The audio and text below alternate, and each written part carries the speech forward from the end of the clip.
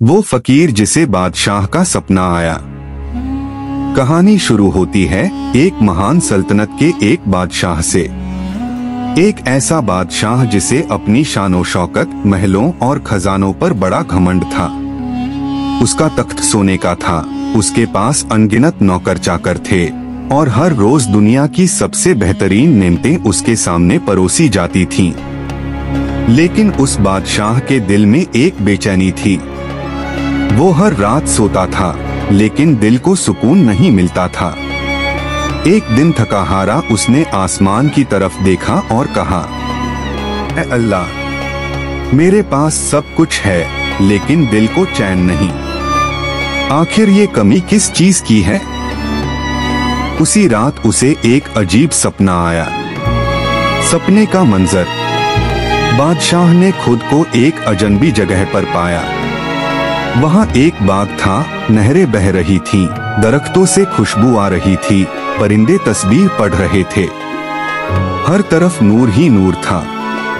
उस जन्नत जैसे बाग में एक फकीर बैठा था, साधारण कपड़े, लेकिन चेहरे पर रौनक और सुकून की चमक थी। बादशाह हैरान होकर बोला, तुम कौन हो और ये जगह क्या है?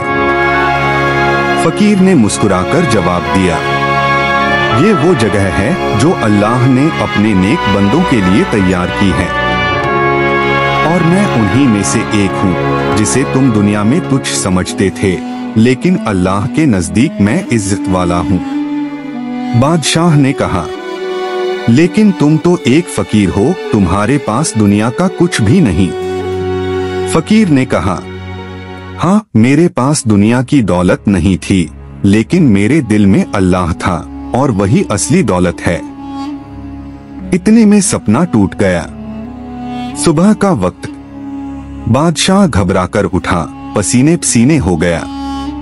उसे नींद में भी सुकून मिला था और उठते ही एक सवाल उसके दिल में गूंजने लगा।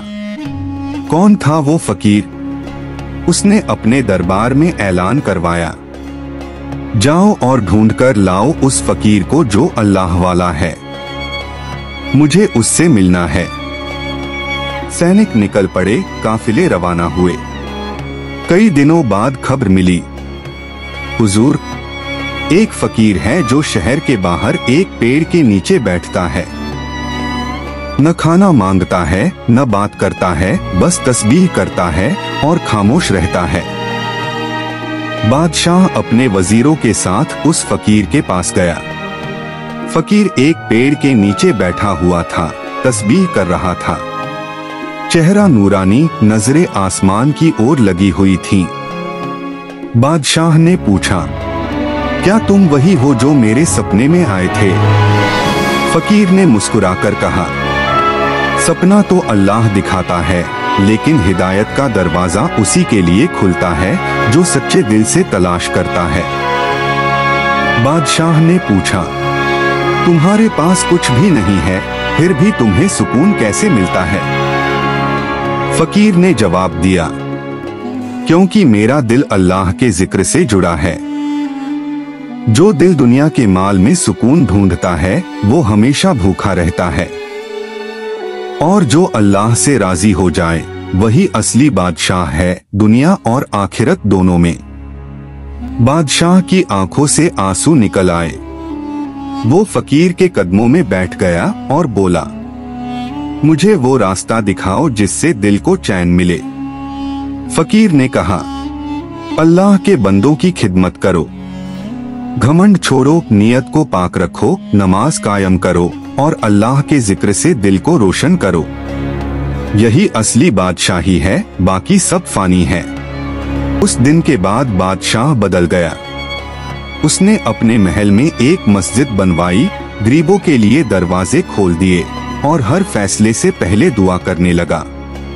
लोग कहते हैं, जब कोई शख्स दिल से अल्लाह को तलाश करता है, तो अल्लाह उसे सुकून, हिदायत और इज्जत सब कुछ अता कर देता है।